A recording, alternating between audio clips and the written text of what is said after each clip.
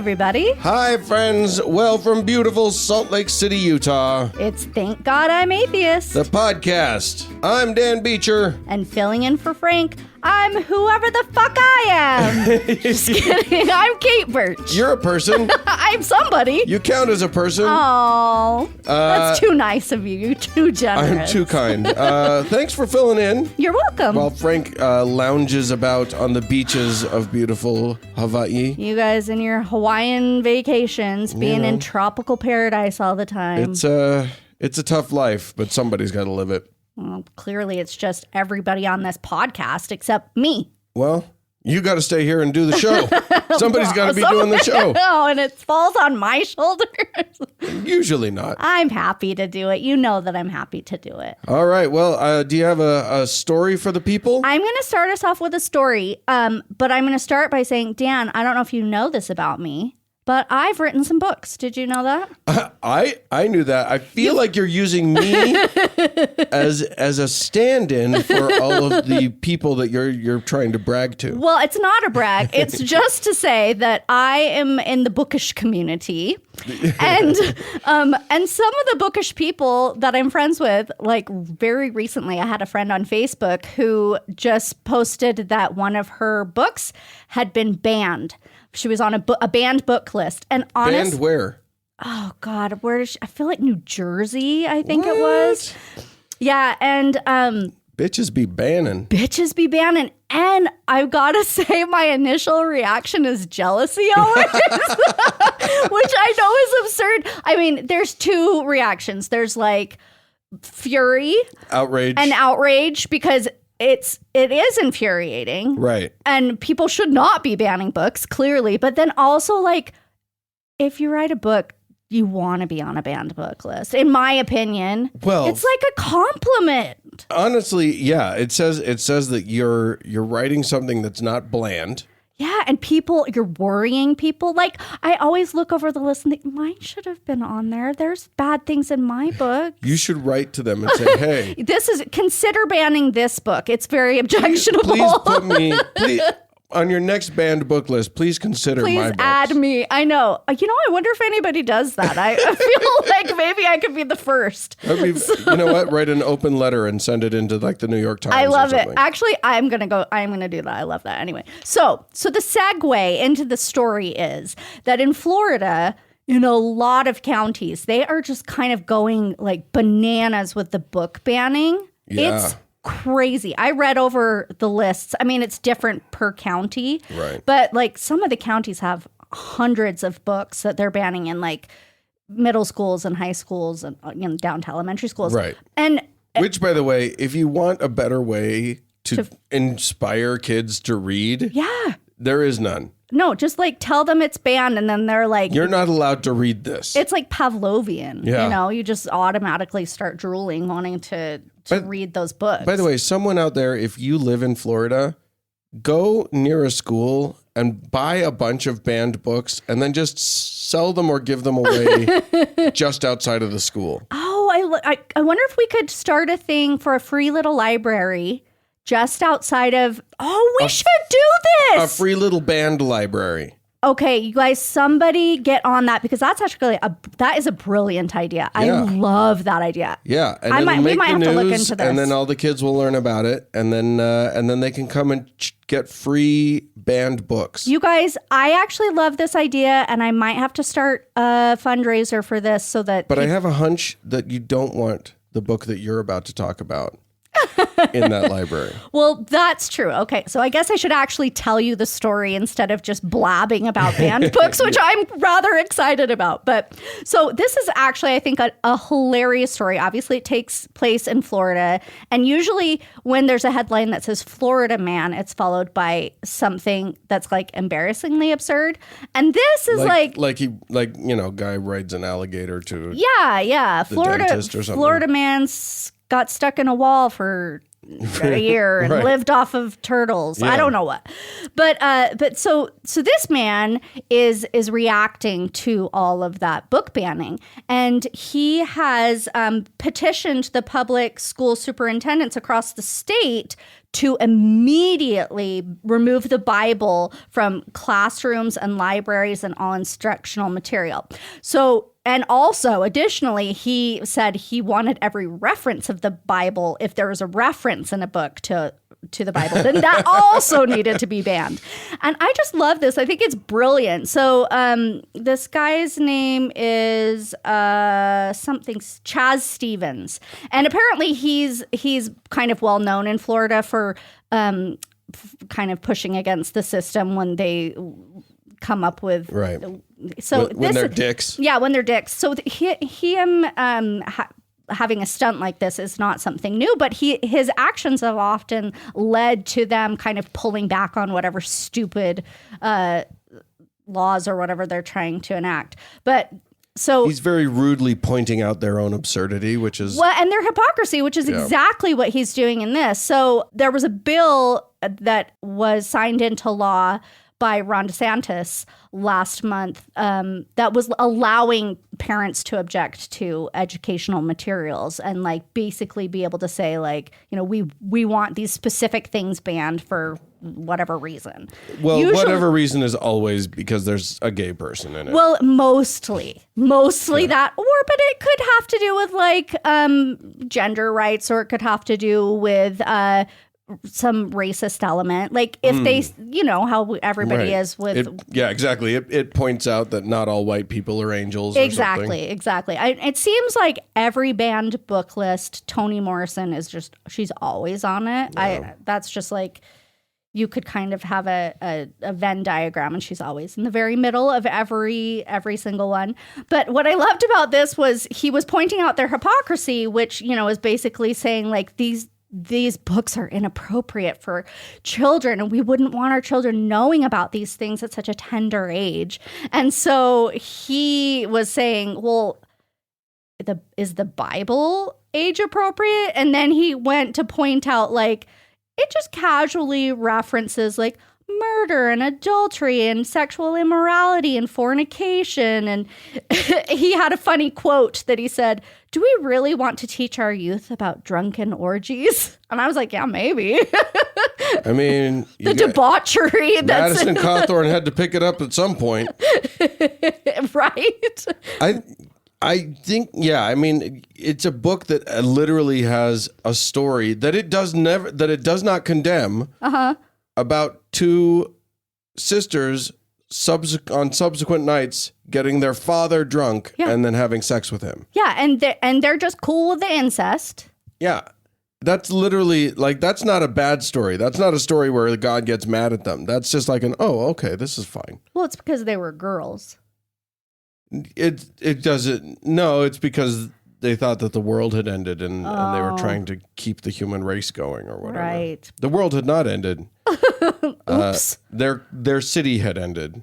But yeah. But it seemed like the center of the world. Yeah. Anyway, so you know they've also banned 54 math books there. Had you heard that? Because I don't know, apparently they think that math books have critical race theory in them. Because they have pictures of brown kids as well as white kids. Honestly, I have not heard exactly. Do you understand why I don't know. Yeah. Was it like 3 black children walk into was it like a word problem? I don't know. Anyway, but that was also what kind of prompted this guy to write into the legislators about this, because apparently he studied math in college, and he said, I love the algebras. And so he was going to do anything to kind of stick up for the books. And he thought, got to start with the Bible. If we're going to protect them children. Yeah. I mean, honestly, I don't think that there's a book that could do more damage to a kid. No, I think we have proof of that. We have proof of the damage it does to kids who then grow up to be adults who are horrible people. Like Madison Cawthorn. Somebody go look up Madison Cawthorn's signature, by the way. Oh my gosh. He misspells his own name. Go to Wikipedia. It's delightful. amazing. It's amazing. Anywho, all right. I'm going to move on to Canada. Okay. The Great White North, where a study was done by a group called Angus Reid, which is a polling group, and they polled Canadians. It sounds like it should be a beef company. It's both. Okay. It's run out of an Alberta cattle farm. Probably. Anyway, they polled Canadians about different religions, about their perception of different religions. And the question was basically, in your view, would you say the overall presence of blank religion in Canadian public life is benefiting or damaging Canada and Canadian society? Oh, interesting. Okay. And then they tracked what religion the respondent was and how that respondent responded to all of these other religions. Basically, so the religions listed are Roman Catholic, mainstream Protestant, evangelical Christian, Muslim, Hindu, Sikh, Jewish, and no religion. Okay. I'm going to guess the Christians, if it's Christian feeling, they stuck together. It really depends. So the big reveal, I don't want to bury the lead too much. Okay. The big reveal is that evangelical Christians are dicks. No surprise there. Not only, and that's not just my opinion, that is the opinion of almost everybody else. Really? So they barely make it into the positive when you ask Catholics about evangelicals. Only 7%. Wow. I'm of actually Catholics impressed. say that they're good. Protestants are a little more generous. Of course, evangelicals themselves think very highly of themselves. That's no surprise. So they think of themselves at 68% benefit, which I'm shocked it's not higher. Yeah, actually. that is surprising. Usually, so for most of these, like the best rating on any of them is, of course, their own damn selves. Yeah. Not all of them, but most of them. Anyway, so it's very interesting, but it is the most stark thing to look at it, and you see that evangelical Christians only think that they are a positive influence. They don't think any of the other religions, even Catholic or Protestant, all of the other ones are in the negative. Really? That is the starkest thing you can. There's a grid that you can see, and that is the most obvious thing. And also, more people think that evangelicals are not a benefit than anybody else. Yeah, well, because we all know. You would think that it would be us. It would be the atheists. It would be the no religion people. And a lot of people are down on us. Catholics, down on us. Yeah, interesting. Catholics are more down on us than anybody, which actually surprised me. More than Muslims. More than oh no, they're more down on us than anyone else is down on us, is what I was saying. Oh, okay. But who do people, so the ones that people dislike the most are people with no religion. That's like the no. Oh, no. Okay. No, that's not what I'm saying. Oh, okay. I misunderstood. I apologize. That's fine. To be clear, the people that everybody hate the most, well, so it just depends on who it is. Evangelicals and Catholics definitely hate us the most. We're negative 47% and for Catholics and negative 46% for evangelicals. Whoa, and it's even phrased as no religion, not atheist? Yeah. Wow, I wonder if you'd phrased it atheist, what it would have been. Similar. I don't think they make that Really? distinction. Did they not? Oh. Maybe not. I don't feel know. like here they would. Maybe. I don't know. So there you go. The way people think about Islam, that's the one that I think you would think is like sort of right neck and neck with us. But this is Canada, remember. Almost everybody else have Islam in the plus. Really? Yeah. Catholics see them as a 3% positive. Protestants, 15%. Evangelical Christians are like 5% negative. Boo. And atheists actually are boo Muslims too, which is interesting. Well, because our people with no religion, were they positive about any of the religions? Yeah, like Catholics are like a 2% positive. Atheists gave Hindus, Sikhs, and Jews were all up there. Mainstream Protestants are like Catholics and mainstream Protestants are about even. Like, Catholics are 2% up, mainstream Protestants are 1% down. Evangelical Christians, 43% down. Well, yeah.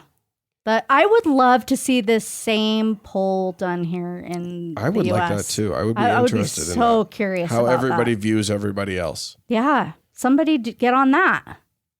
And it's also very interesting how they view themselves. That's always a fascinating one. Right. I'm surprised not everybody just sees themselves as entirely positive. Yeah, it's funny. Hindus are like, they're still positive on themselves, but it's only 37%. Huh. I wonder how much of that is just like humility. Like, do you think but actually, like Roman Catholics see themselves like. I think what's funny is that Roman Catholics and mainstream Protestants, especially lately, have had to deal with the fact that, like, their schools like stole indigenous kids and whatever, especially in Canada, seeing that as like, ooh, we've kind of harmed this population pretty bad. Catholics are giving themselves positive review, but it's only 22%. Protestants, it's like 32%. But Sikhs really like themselves at 74%. They see themselves as net positive. I'm not going to argue with them, Yeah. I think Sikhs do. All of the Sikhs that I've ever Or Sikh. Which is it? Is it Sikh? I think it's closer to Sikh, but I think you're right. But anybody I've ever seen like speak about their religion, they've seemed like really great people. But I don't know as a whole what the religion does. Yeah, until any religion on the whole usually is a net negative. Yeah, good thing there aren't any assholes in atheism. That's the good thing. Anyway, I just thought that was really an interesting poll. It is very interesting. Yeah.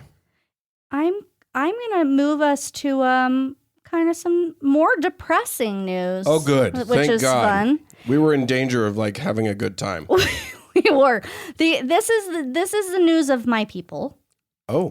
I've got a lot of Jewish in me. You know? Yeah. Yes, you do. You're like 3/4. I am 3/4 Jewish heritage. And I recently found out that I could have Israeli citizenship if I wanted to. Yeah. Which, if I had, I don't know if is Israel part of the EU? No. Oh, yeah, you're right. It's not. Duh, why would I even think that? But it is part of Eurovision. So go figure that. I could go sing on Eurovision. Oh my gosh. Okay, that's a good reason for me to get citizenship. Yeah. But so this depressing news that I'm going to tell you about comes from a Jewish civil rights organization that does a tally every year of all of the anti-Semitic incidents that happened in the U.S. So that's a cheery job. You get to just go count like from the news outlets and like all the crime reports and everything and track all the incidents of hate crimes. Yeah.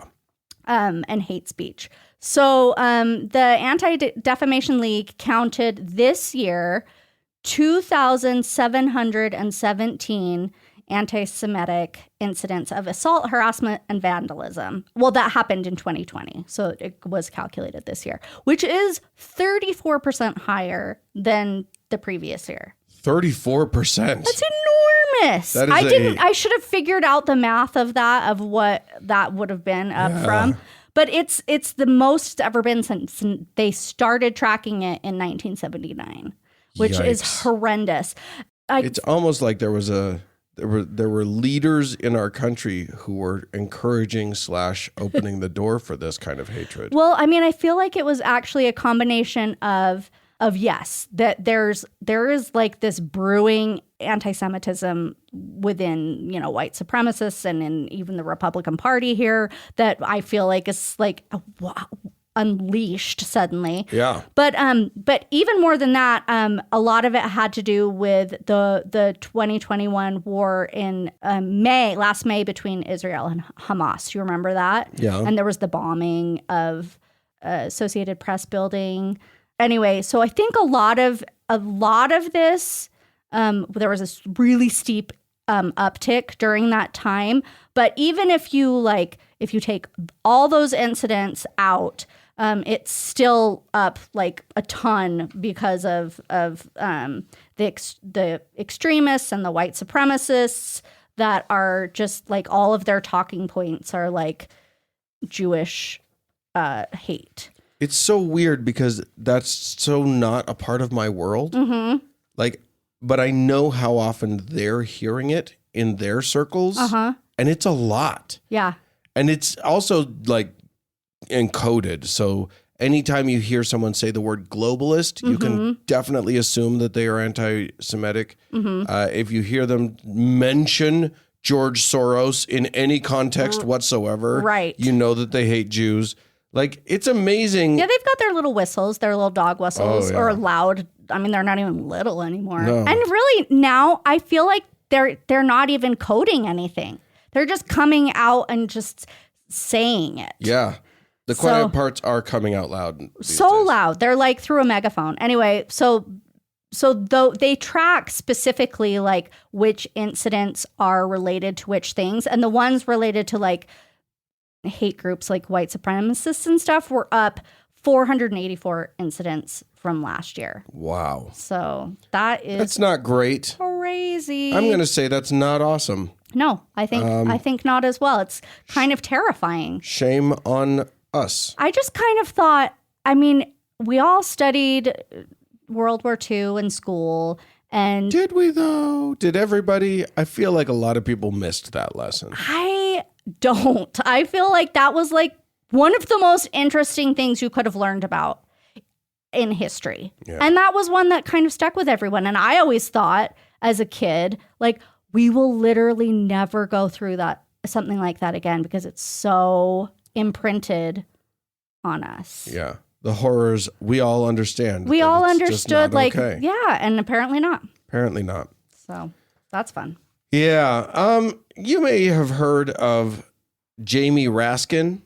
Remind me. Representative from Maryland. Okay. He was in charge of the last impeachment trial of Donald Trump. Yes, I do remember. He's smart as a whip, that good. Stellar. Just really, really good. I want him to be my representative, but he is not. Yeah. Oh, I remember now hearing him because he gave like the opening arguments or whatever, right? Oh, he was brilliant. If you listen to opening arguments, you know that it's not called opening arguments. Well, whatever it is in an impeachment. Yeah. Anyway, he was recently talking to a group of people. I think they were students. I'm trying to find it. I don't remember. Anyway, he was talking about, because he's heading he's on the January 6th committee. Right. So this is the committee that is investigating the insurrection, the coup attempt. But not a coup against the president, but a coup by the president against the vice president, which was like more and more and more very obvious in all of the findings. Yeah. It's going to be, once they get to actual hearings, some shit's going to go down. I don't have any faith that anything. I'm not saying anything's going to happen, but we're going to learn some stuff. Well, we already are. We're already learning a lot. Exactly. But yeah, we're going to learn even more. The interesting thing about this talk that Raskin was giving, though, is that he mentioned the fact that someone asked him about talking to other members of Congress, and specifically people who are off the deep end on the other side of the aisle. Wait, like talking to them, like, can you talk to them? Well, here's what he said. Okay. He said that he basically said that some Republican House members, and we're talking here about people like Marjorie Taylor Greene or whatever, he said they're acting, this is a quote, acting much more like members of a religious cult. He said he has, quote, literally been consulting deprogrammers to try to figure out how to talk to them and how to pull them away. Wow. That's not surprising to me. It's so true. Yeah. Because this whole QAnon Trumpism thing is a cult. And we're going to get to more of this later, but it is, they have a fervent belief that is in no way more intense. It is every bit as intense. Sorry. Oh, yeah. As a religion. As a cult. As a high demand religion. Yeah. And has so many of the hallmarks of a cult. It, like, the other members will scold you if you stray from the narrative at all, if you question anything. Yeah. Even if, like, the most absurd things, if you question it, you are immediately smacked down by other members of this cult. Right. And you are expected to fall in line. Everything about it is cultish. Wow. So he's literally talking to people about, like, is there any way to communicate with these people? Yeah. I wonder if he's found any solutions. We all need this knowledge right now. So what he said, what he said at this thing, and this is obviously just a light thing, but what he said was that he was told to be, quote, as warm and affectionate and as personable as you can. Make them remember what life was like before they got into the cult.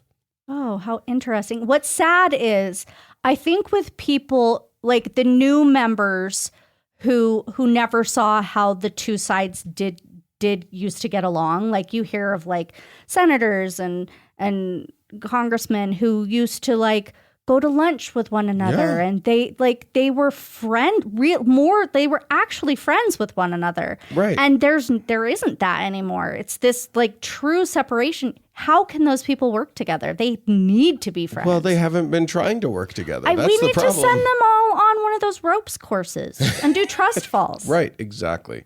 He also went on to say that you have to be, he said, but you have to be very emphatic about what the truth is and what facts are versus what is just derangement. I don't know that's going to get through. He said, I've told some of them, I'm like, if you guys don't get out of this, you're going to be fit when it's all over, only to be selling incense and flowers at Dulles Airport. Oh, that's amazing. Yeah, I think that this is the lesson that we need to learn, is that the people in our lives, and I've got people in my life that are like this, that are down this rabbit hole. It's tough, and it might help us to start reading up on how to talk to someone who's in a cult. You know what? I think that's brilliant, and I'd never really thought of that before, but, like, yeah, I think we all need to start learning some deprogramming skills. Yeah, and yeah, exactly. But I think that's really astute, the thought of the warmth and the kindness, because you don't want to.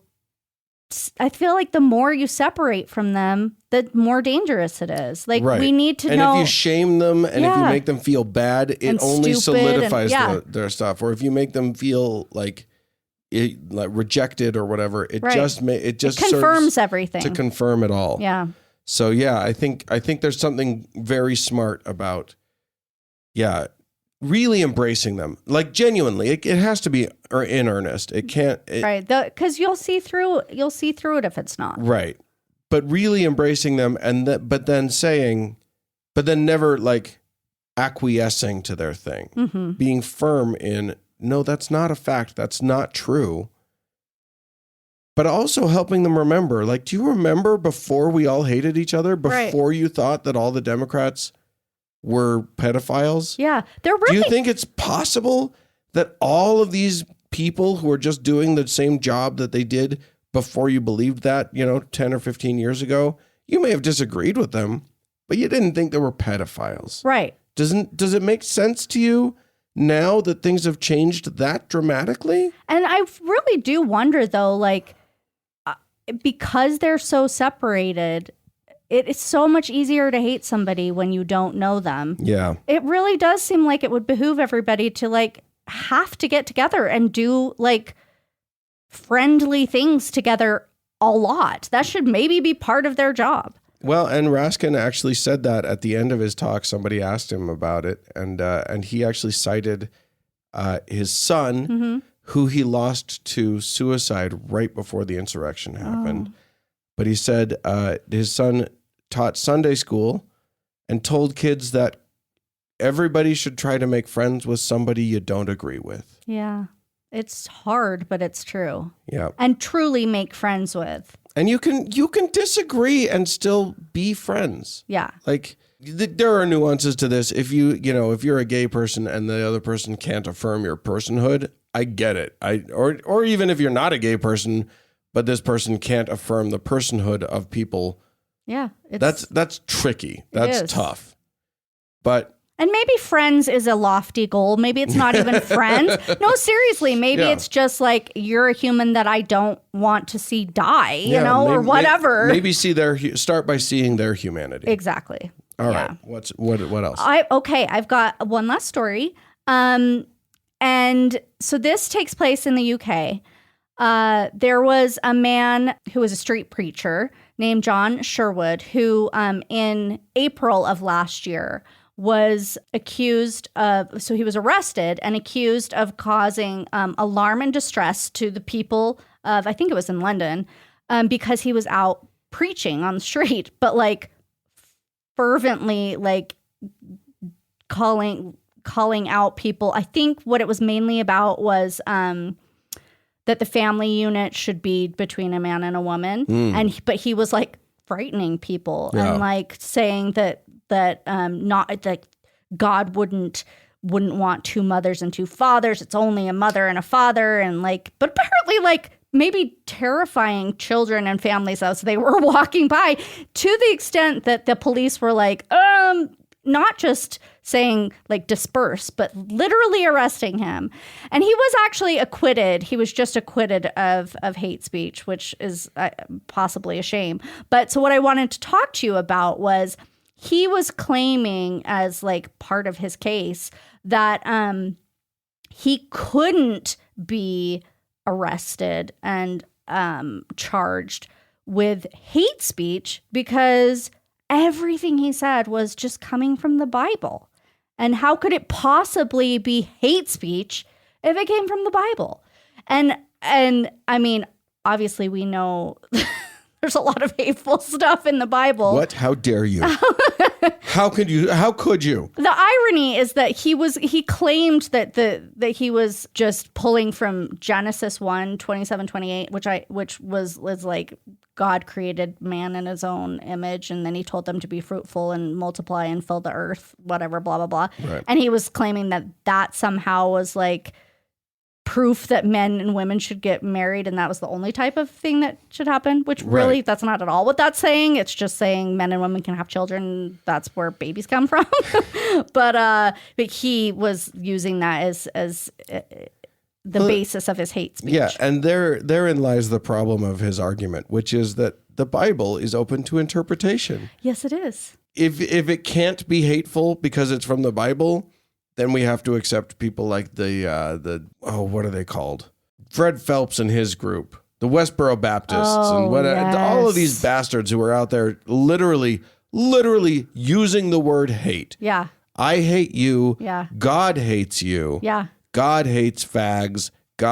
Like, it doesn't get more hate speech than using the word hate. I know. In what you're saying. It's funny. So I had to do a little tiny bit of research into this as I was looking over this story, because I was like, I don't know what is covered by the First Amendment. And apparently here, hate speech is, you are allowed to speak hatefully of any group as long as you're not inciting violence against that group. Oh, really? Yeah, I looked at I think different states may have. Oh, maybe they do ordinances against. But it's tricky because, like, we're trying to protect free speech, right?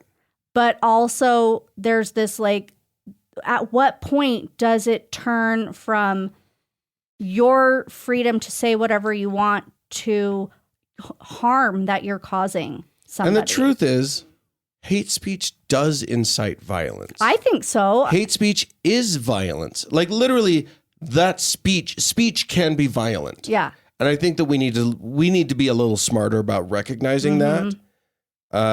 Just the speech itself, without any fists being flung, is a violence. Well, definitely, because you think about, like, we could take gay rights as an issue. Which is something that we hear.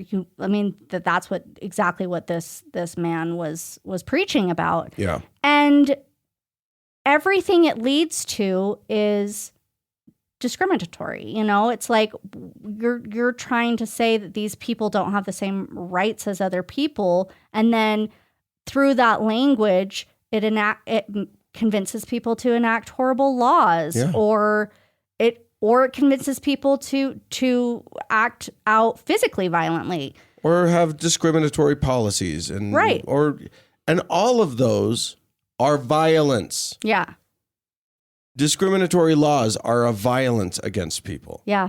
I'm glad to not be somebody who's having to figure out the nuance of the laws Yes. for that, because I can imagine if you're, a constitutional lawyer or something, that muddy ground there trying to figure out, and I can see, it's funny because like I can see how you want to protect free speech, and once you slide a little bit, at what point?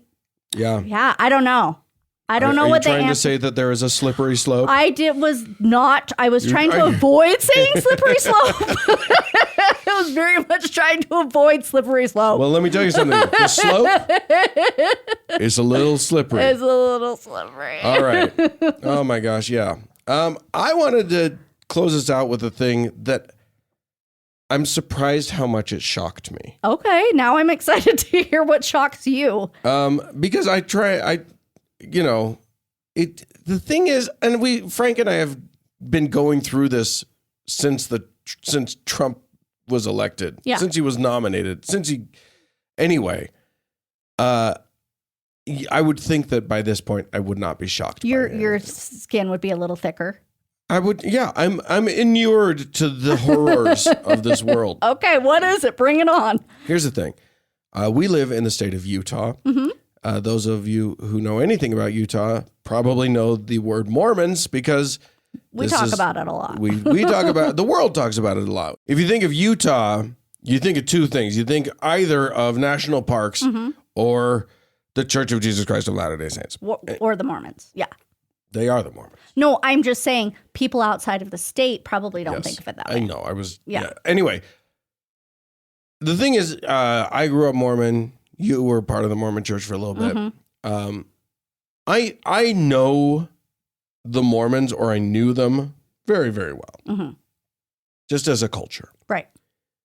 And what happened over the weekend here in Utah is not the Mormonism that I know. And it's so far flung away from the Mormonism that I know that I find it genuinely alarming and shocking.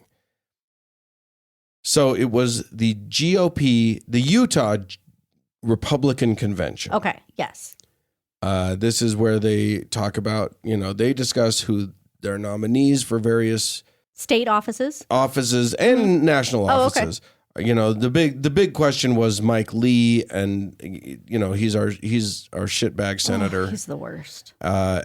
And he has some challengers, and they don't get to choose him. There's still going to be a primary election, but they're talking about who they support and whatever. Anyway, because it's Utah, because it's Republicans, obviously there's going to be a prayer to begin this convention. Right. And that prayer was said by some guy. I don't even remember who. I think I have it pulled up somewhere. But is it always a Mormon that says the prayer in Utah? Listen, we're talking about the Utah Republican Party. So yes.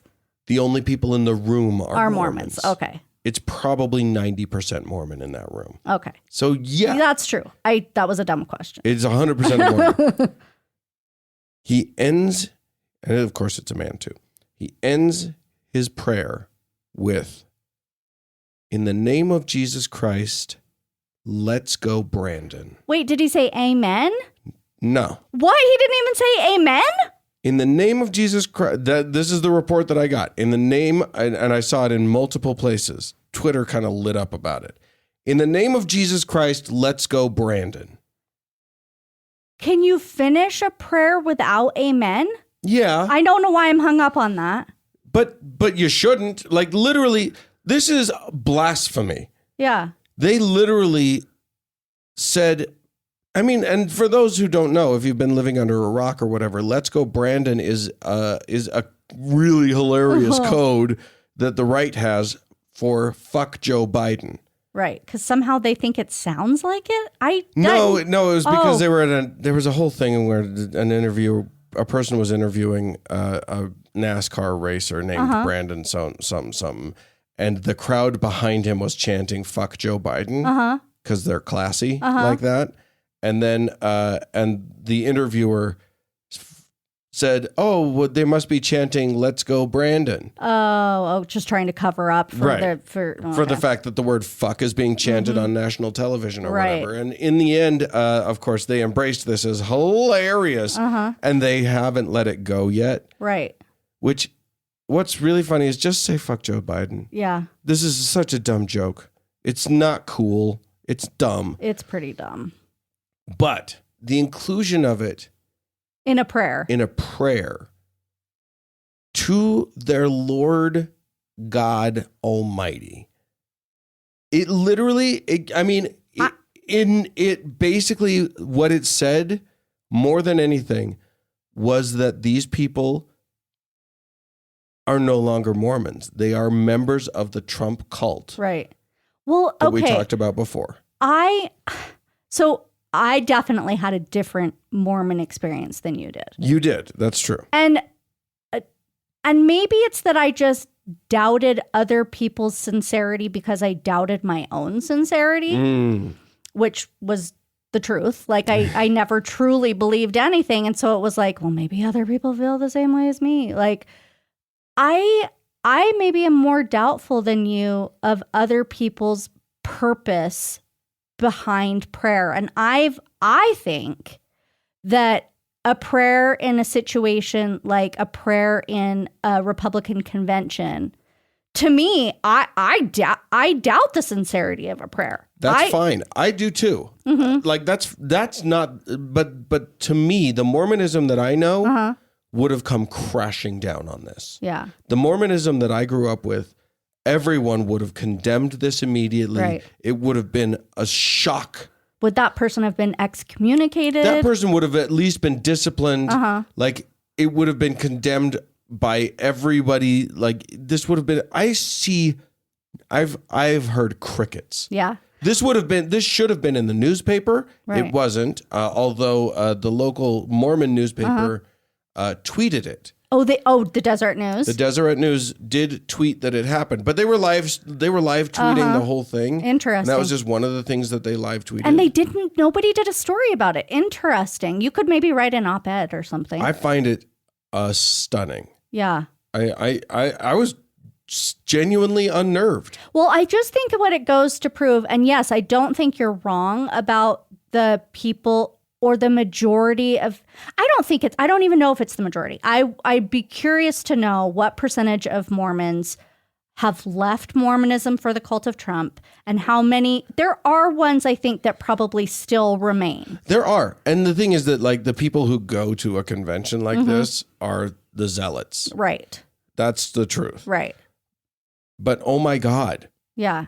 But I think what I think is interesting about that is to see that it's been like a degradation. It's not like there was this one moment where they switched from one to the other, but it was like they slowly gave up their own morality, you know? Sure.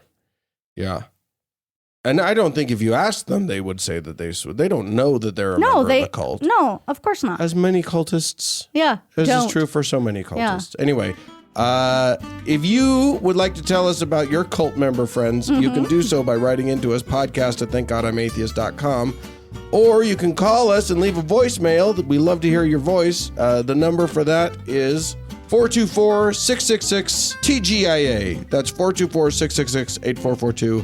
We'll be right back. More show coming up. Yay.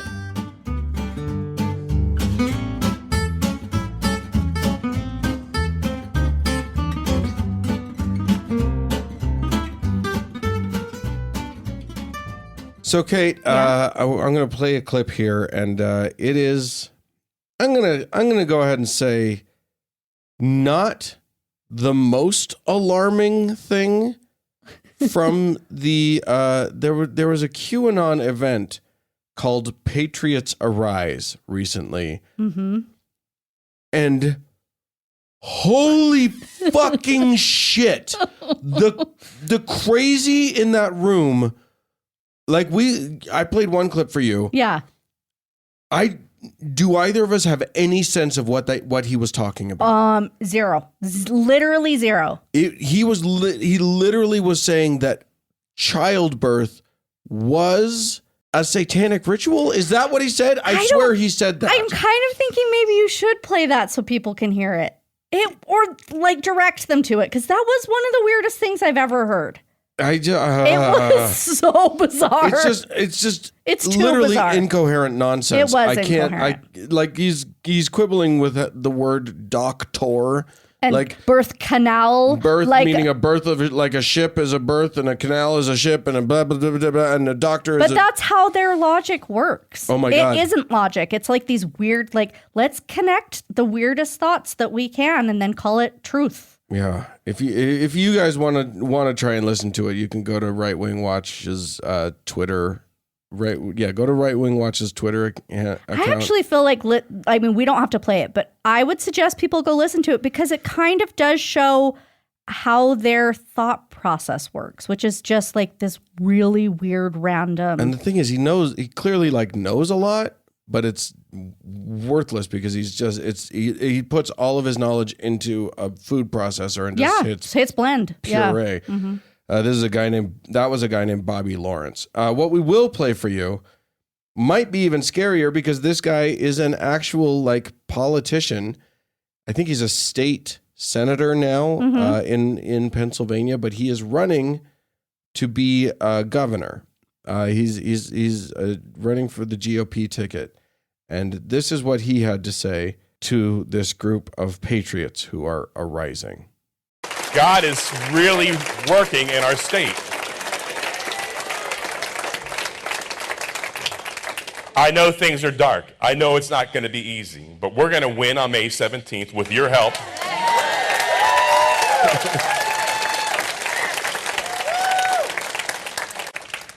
And in November, we're going to take our state back. My God will make it so. He will.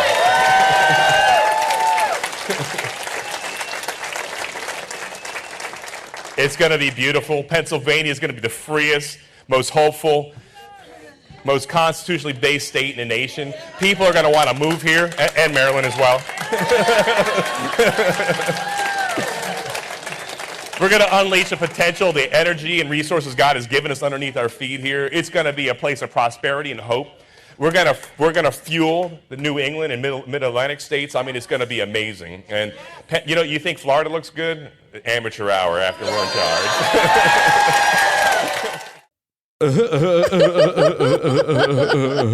You think Florida looks good? Does anybody think Florida looks good?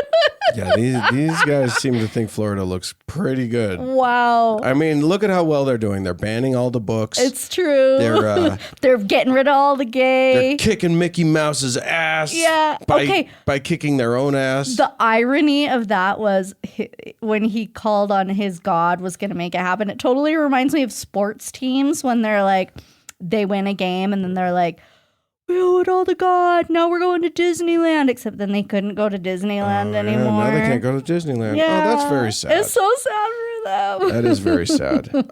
Well, we had some folks write into us.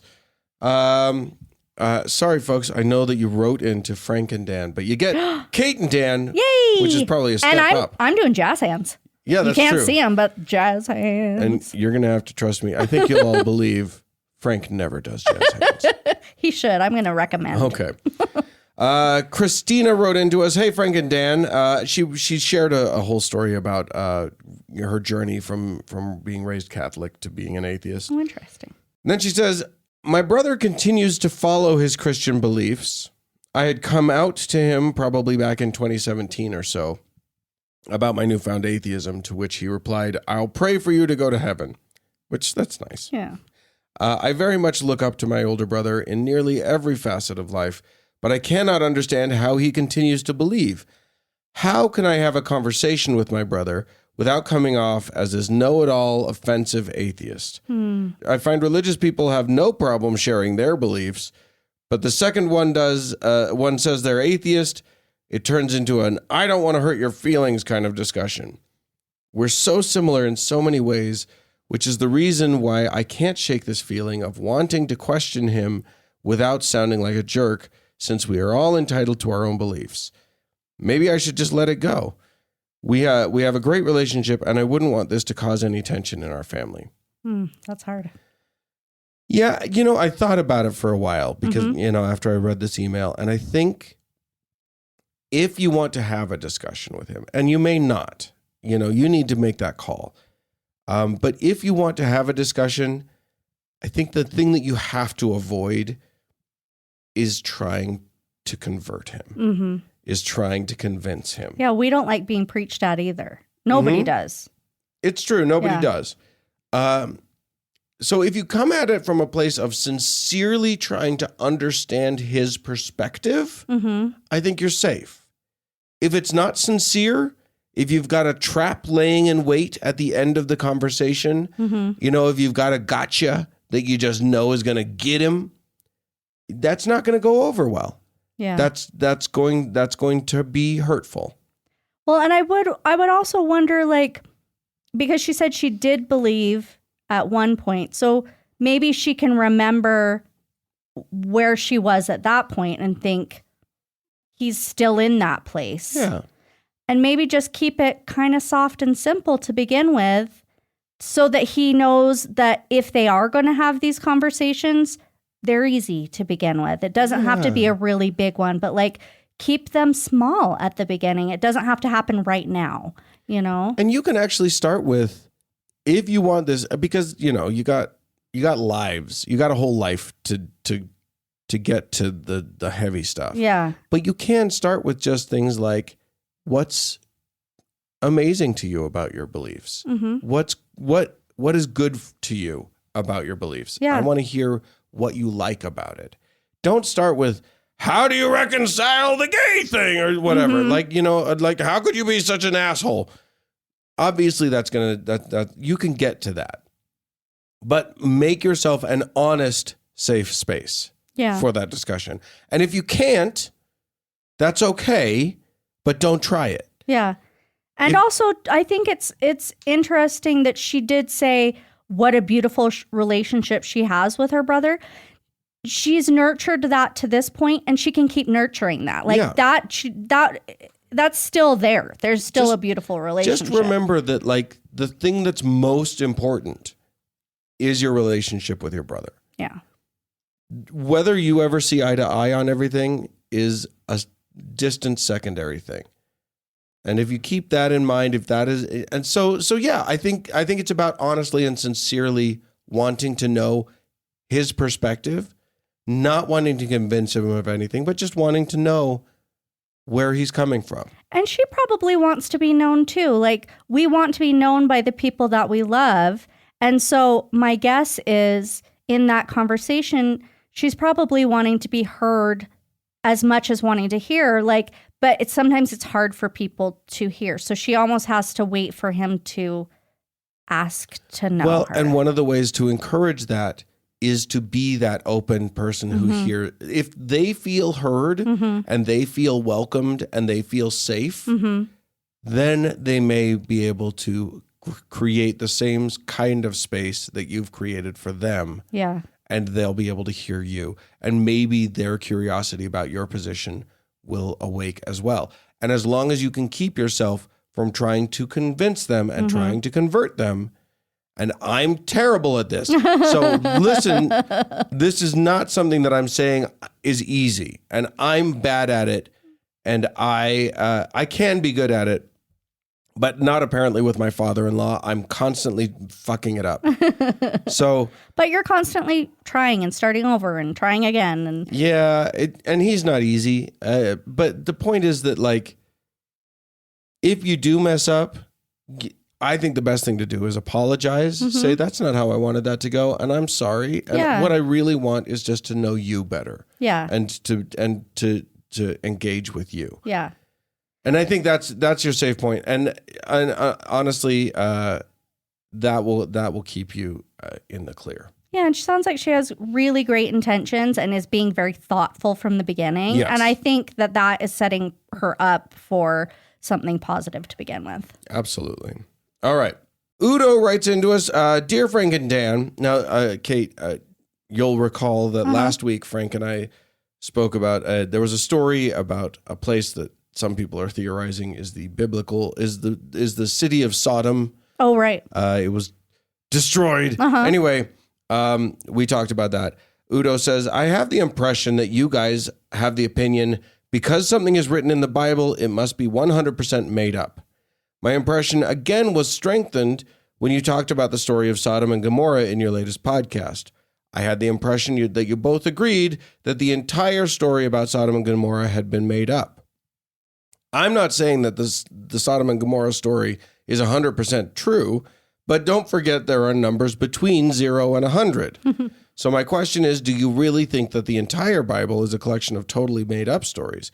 If not, could you explain which parts of the Bible might have some historical core to them and which parts are totally made up?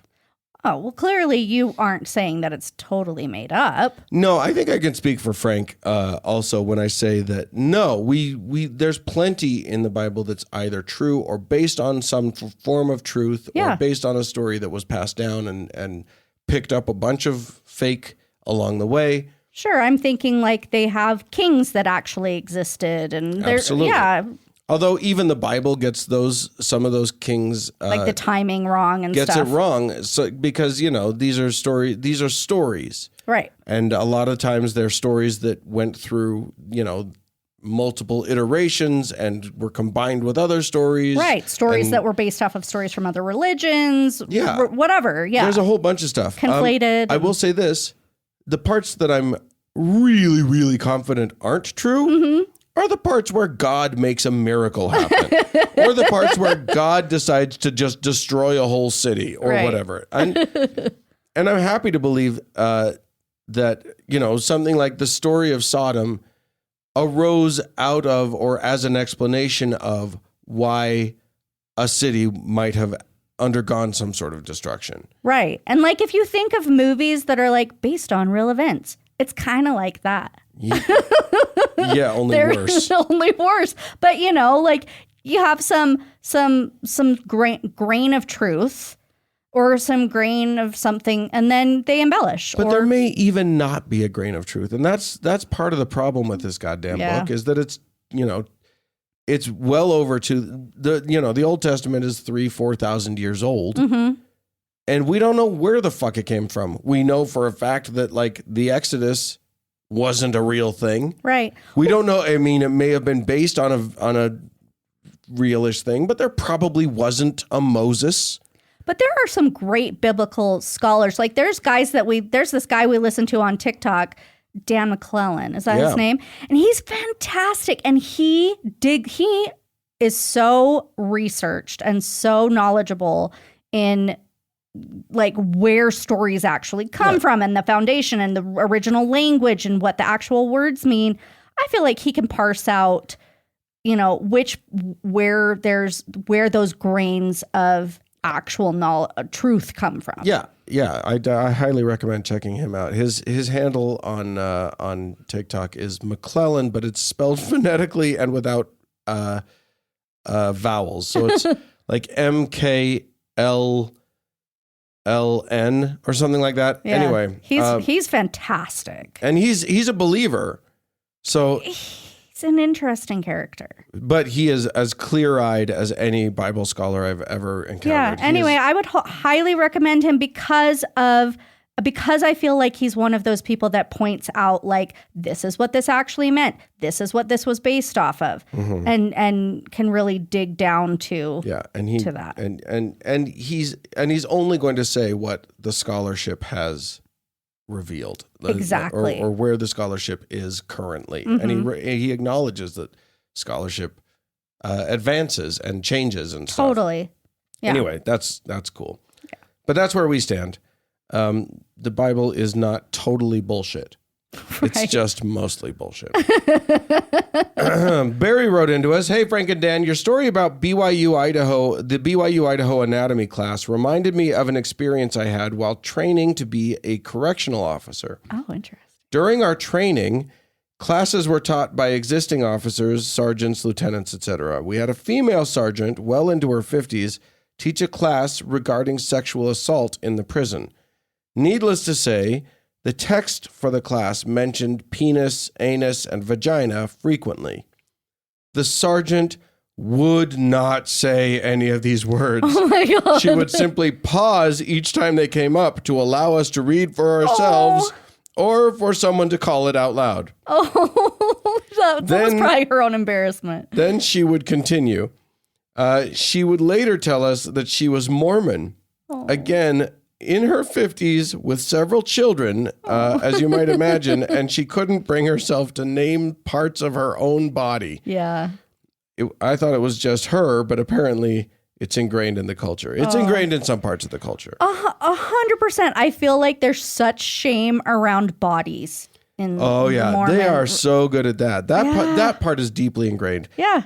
Some Mormons are more than happy to say the names of parts. Sure. But that feels like the rare, though that feels a bit more rare. I don't know. Maybe. I don't have my finger on that. I don't know.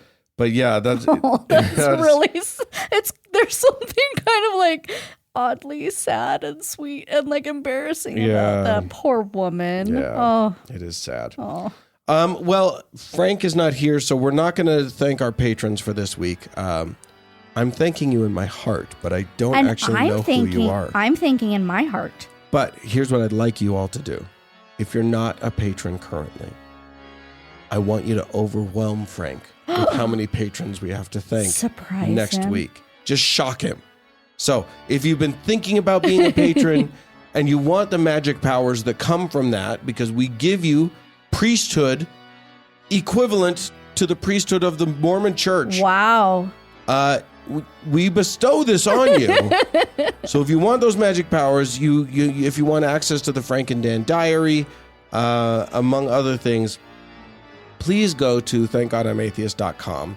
Click on the support us business there, and just you choose what level you want to support us at. But it would be great if we could just have a barrage of new. Now's the time. Yeah, I love it. Guys, do it. Get on it. Anyway, we really appreciate all of you, and more show coming up.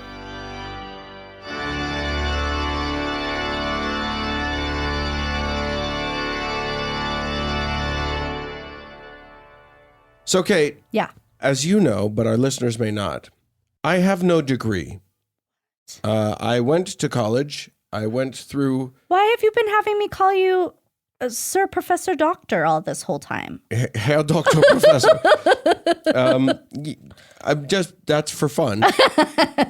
But yeah, I don't even have a bachelor's degree. You're like so close. Isn't it like one class or something? I think I could do it in a semester pretty easily, but anyway, that's not the point. The point is, I don't make a big deal out of it. Mm-hmm. I don't actually care. You don't need a degray to be an actor. I carry mine around with me. Yeah, you do. Just showing it to strangers. Yeah, I'm like, look. Hey, check that out. But there are certain career paths where it definitely helps you to have advanced degrees. I feel like I would rather that my doctors have them. Yes, that's a good one. Mm-hmm. That's a good one. Most of my professors, I would like them. Yeah. If were I in school. Yeah. I would want them to be well educated on the thing that they are professing at me. However, one of the professions where there's a lot of cachet to having advanced degrees is that of a pastor. Oh, yeah.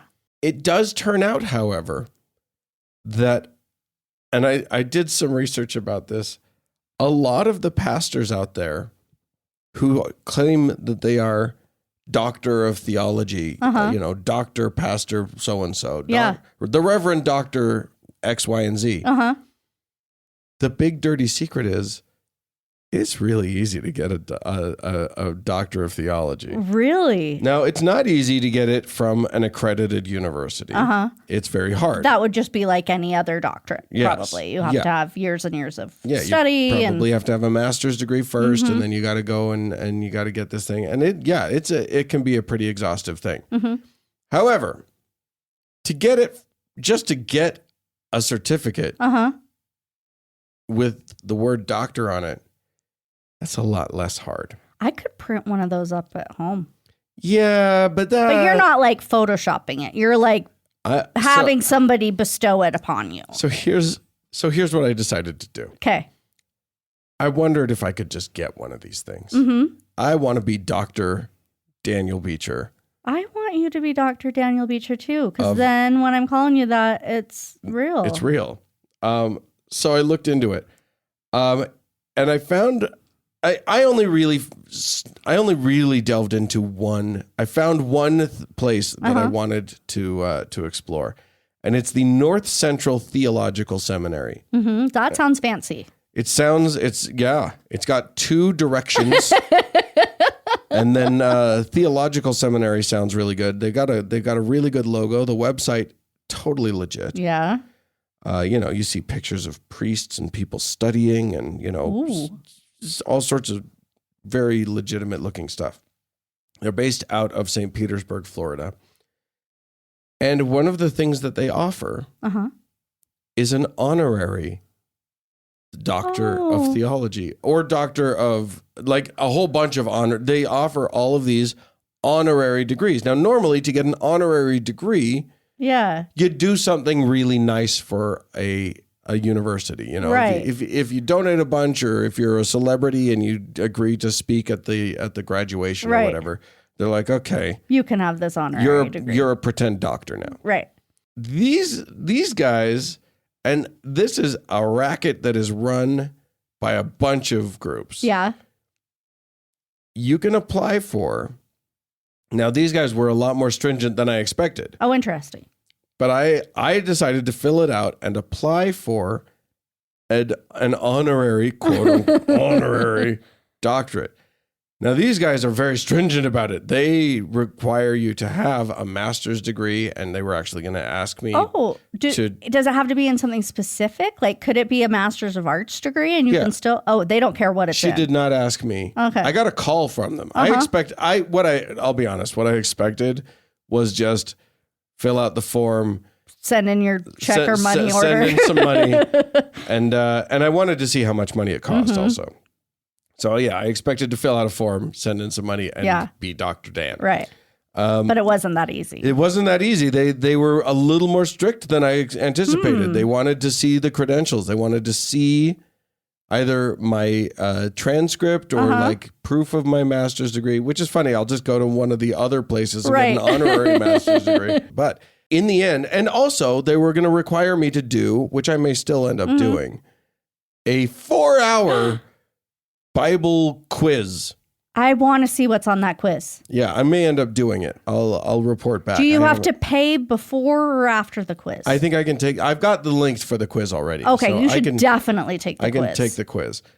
And then they do want you to pay money, and I didn't know where the ballpark was. Yeah, so I would have guessed $250. Yeah, I was in there. That's about the range I was thinking. To be honest, depending on how shady it is, I could see it going anywhere from like $60 to $600. Right. They wanted $2,000. Wow. Yeah. I wonder if there's steps that happen after the quiz. Is that just step one? No, I get the sense when I talked to this woman who called me that once I paid the money and took the quiz, then it was like we were done. But you had to prove that you had to have the steps before doctorate. You had to have your master's. You can't just skip. Yeah, I guess. I guess so.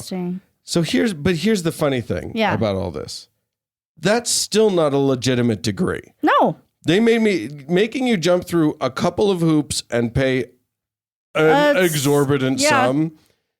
But the degree that comes in the mail, the diploma, the piece of paper doesn't say honorary on it.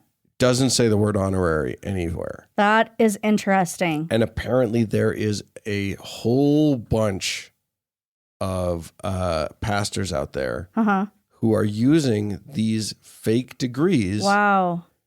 To impress because nobody's checking up. And, if they call the North Central Theological Seminary, they're going to say, yes, we bestowed this thing. But now this is what I want to know. Can you figure out which pastors have their degrees from North blah, blah, Central? Like, because then you'll know.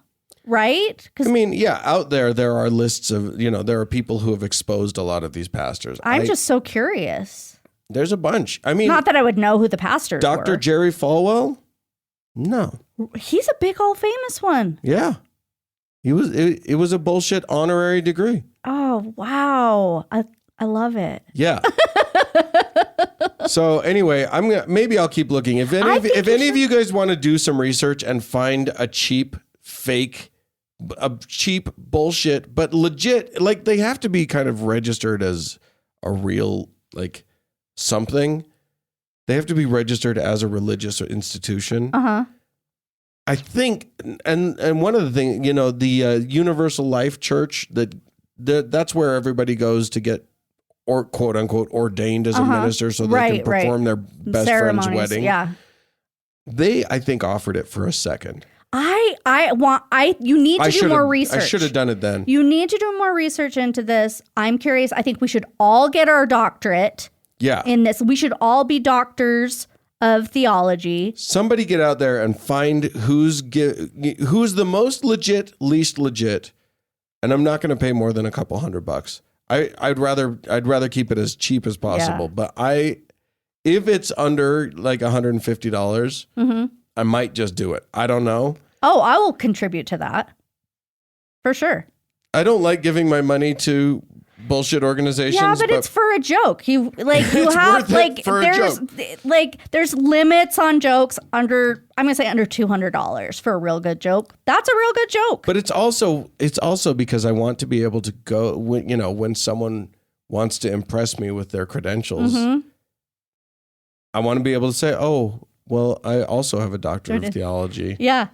Oh, 100%. 100%. So anyway, if you, dear listener, are in a wacky mood and you want to just go troll the internet until you find a way for me to get the most legit, non-legit thing for the least amount, I'm not going to pay $2,000. You're also not going to get a legit master's degree first. No, I would have to go get a fake master's degree or whatever. Anyway, it would still be fun to do. Yes. I don't care if I can't do it, but it would be fun to do. Anyway. Yeah.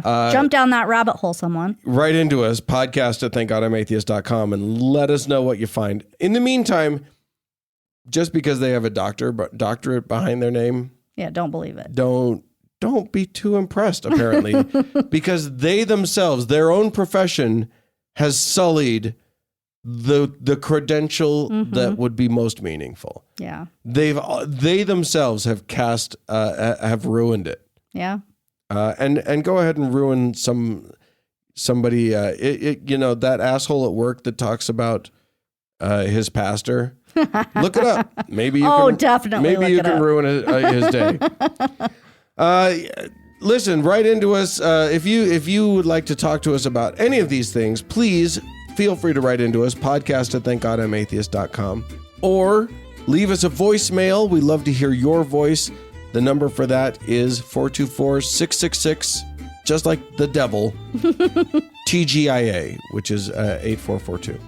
Go to the Facebook page, facebook.com/TGIAtheist, and click the like button.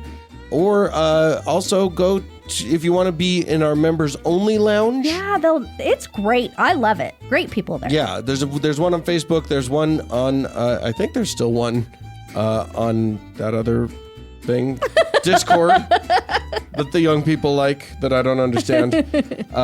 So the easiest way to do that is go to our website, thankgodimatheist.com/members only, and that will get you to those.